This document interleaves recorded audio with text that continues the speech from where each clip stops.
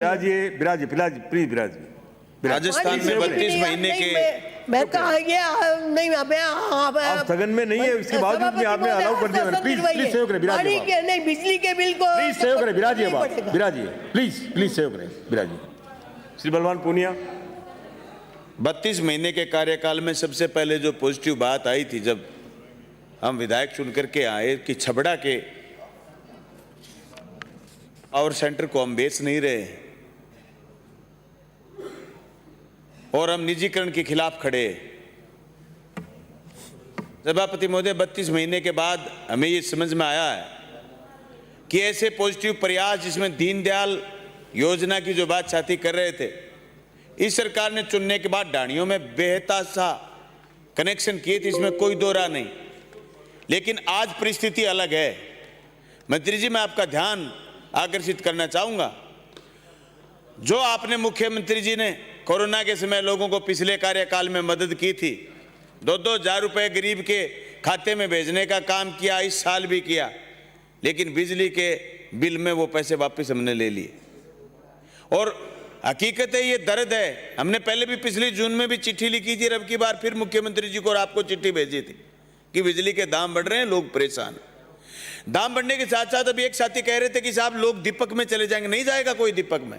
इस युग में ये बात सोचना ही नाकाफी है कि साहब कोई दीपक में या बिजली का कनेक्शन कटा लेगा।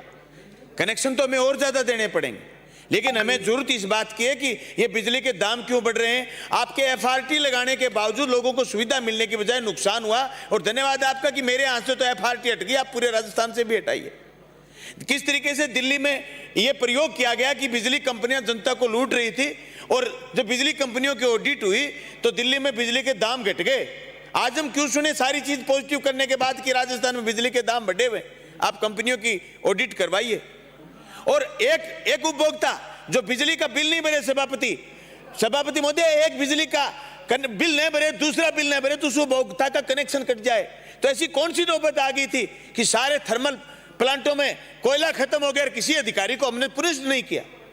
क्यों प्रदेश बिजली के अंधेरे में चला गया और एक उसी बिजली कटौती हो गई। जो गांव में दर्द है, गांव के आदमी फोन करते हैं, सही बात की साथियों ने, गांव के आदमी फोन करते हैं रात के समय कि इतनी भयंकर उमस है, हम 800 रुपए स्थायी शुल्क दे रहे हैं, लेकिन बिजली चली गई, हमें पता नहीं कितने घंटे में वापिस आएगी। ऐसी को पता नहीं कि कैसे कहां से लगता, शटडाउन कहां से ले लिया, लोड से कहां से कनेक्शन कट गया बिजली का।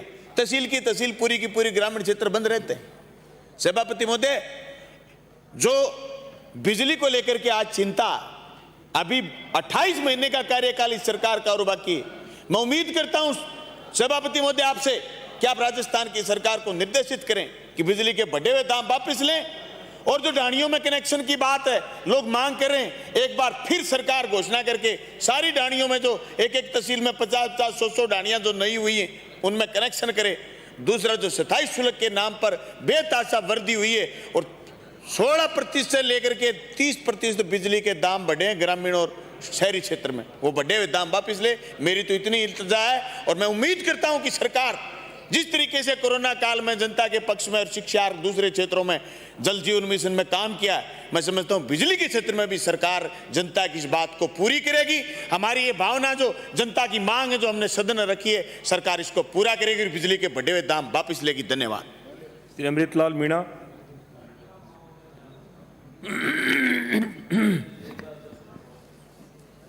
माननीय सभापति महोदय जी, मुझे बोलने का अवसर दिया, मैं आपको धन्यवाद दूंगा।